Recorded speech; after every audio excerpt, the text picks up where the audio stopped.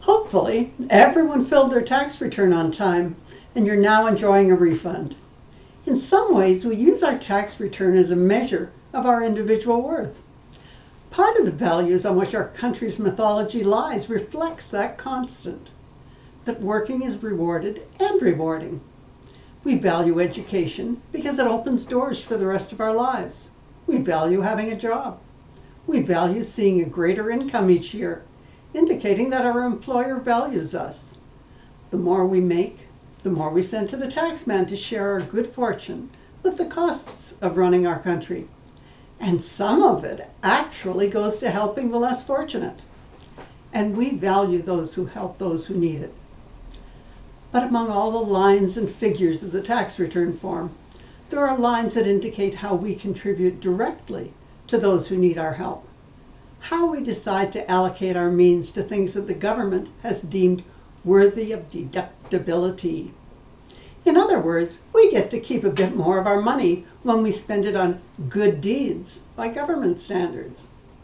If we send our children to camp or pay university tuition or send a check to a political party or a campaign to support environmental issues or medical research or a retirement home for donkeys, well, then we get a tax break. Hopefully, we make these decisions for better reasons than a bigger refund. But unless we're doing good, because that is what our heart and our souls tells us is the right thing to do, then what we're really doing is not charity, it's just a tax deduction. In the Bible, James approached the subject from the opposite direction. He wrote, "Faith without works is dead." If your faith doesn't include you, indeed insist you follow its teachings, in deeds of compassion and sacrifice of your time and resources, then your faith is impotent, down to its final gasp. It's interesting comparing the two approaches, somewhat like the chicken and egg question. Which comes first? Do you do good because you have faith and, as a result, loving your neighbor, you want to do good for them? Or is your absence of faith the reason you do no good works? Well, what if you do good works because it's the expected thing to do?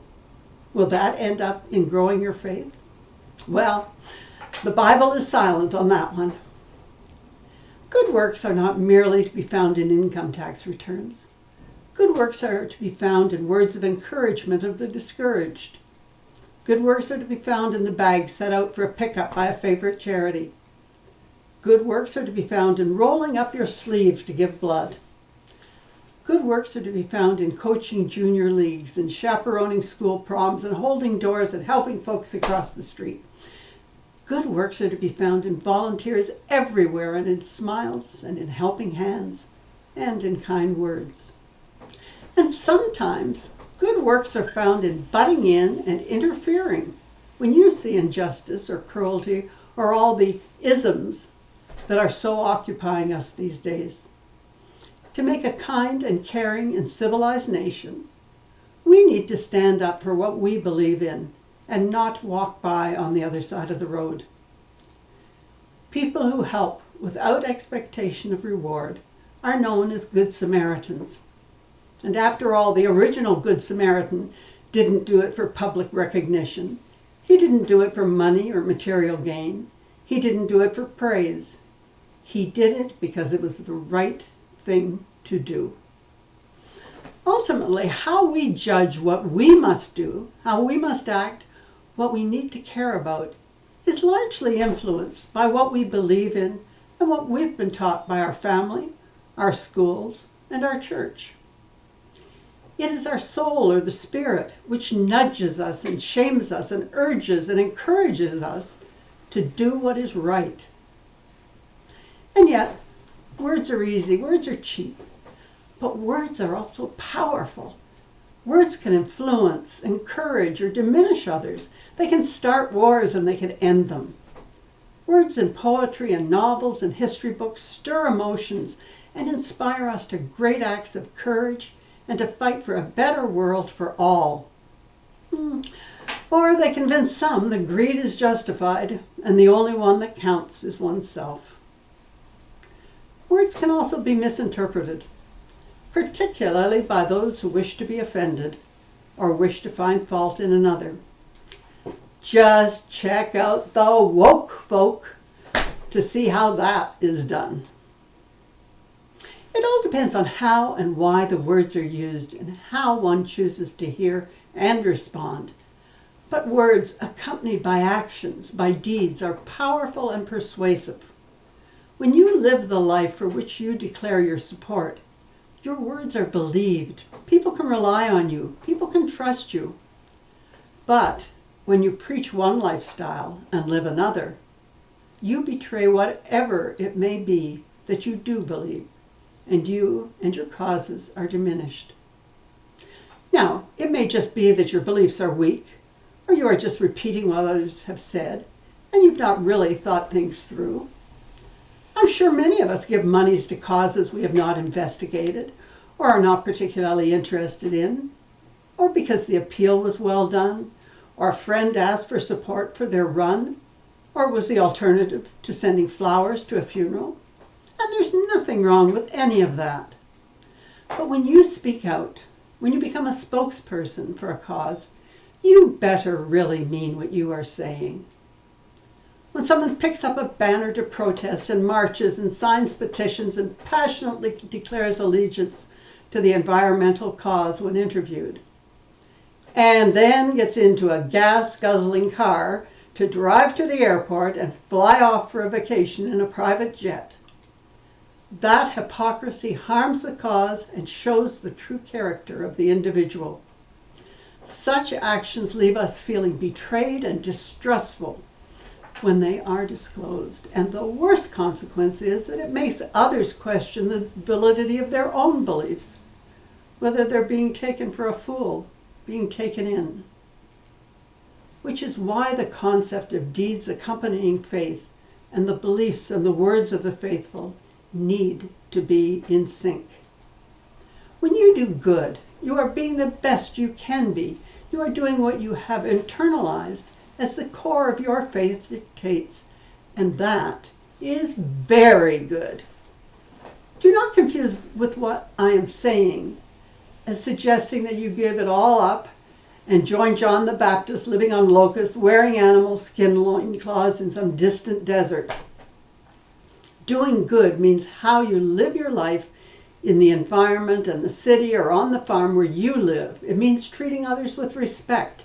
It means giving your employer an honest day's work. It means treating others with respect and good manners and kindness. It means raising your children with love and faith so that they too will live good lives and be good people. It means assuming others mean well. It gives others the benefit of the doubt. There's so much to doing good. It means participating fully in life, in sports and career, in family and community, in youth and old age, in charity and church. Don't do things halfway or not at all. Put your whole heart into what you do. Don't underestimate yourself or your gifts. They're God-given and need to be fully employed. Don't avoid doing or trying anything just because you think someone else will or could do better. Just get on with doing it. And never presume someone else should do whatever needs being done. If they should, you should. Get on with your life with joy and adventure and daring. We pass this way but once, or so I'm told. So exercise your heart, your mind, and your body in every way that you can to make your pathway here an exceptional one. A pathway that lights the way for others to follow. A pathway of good deeds and thoughtful caring is an example that inspires others in faith. The end result is that when you demonstrate your confidence in your beliefs through your deeds, you ensure that others can feel confident in following your example. Faith without deeds is indeed dead, but faith with deeds is the way to be the best of all that we can be. So may it be. Amen. Sitting in the backyard on a lovely hot Victoria Day weekend, talking with friends, by my fish pond with a nice long drink was just what I longed for after endless days of isolation, boredom, and dutifully staying indoors. It even made the cold days that followed a simple reminder of how blessed we are with the sun and the heat. Though, being Canadian and weather possessed, we'll all be complaining about the heat once the thermometer hovers above the high 20s. I hope you're exercising your imagination and inching outdoors into the freedom to live your life to the full. Enjoy whatever each day offers. Do good and dare to be all that you can be.